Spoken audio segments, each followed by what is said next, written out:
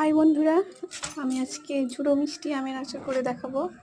তো চলুন, প্রথমে আমটাকে ধুয়ে রেখেছি। ধুয়ে রাখার পর চোকা ছিলে নিয়েছি। ছিলে আমি ওকে গ্রেটার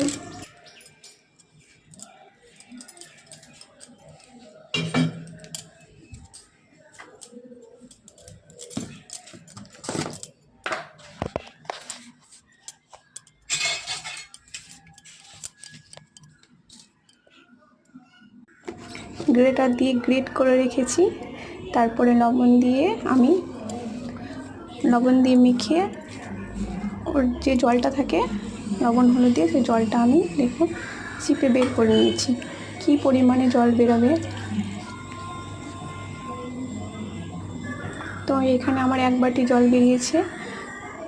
এইদিকে আমি একটা কড়াইয়ে গরম তেল দিয়ে দিলাম, তাতে ফোড়ন দিয়ে ওটাকে গরম করে রাখলাম। আর এইদিকে আমার মশলা করা হয়ে গেছে।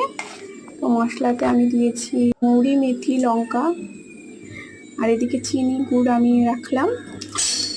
এদিকে আমি তেলটা গরম করে আলাদা করে রেখে দিয়েছি। ওই কড়াইয়ে আমি জল গরম করে চিনি আর গুড়টাকে আমি নেড়ে রস করে নেব। এবার ওই কুচনো আমটাকে আমি এবার কড়াইয়ে দিয়ে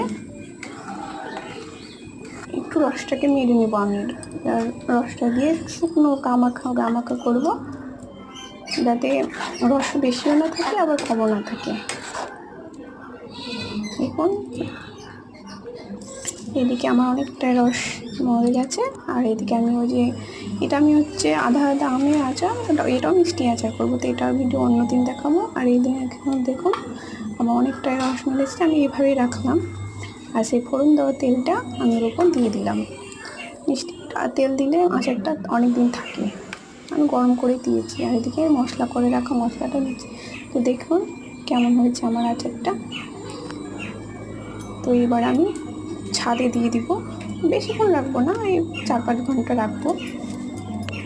রেখে দিলাম।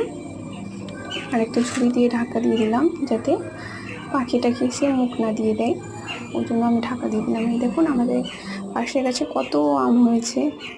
এবছর আম অনেক হয়েছে।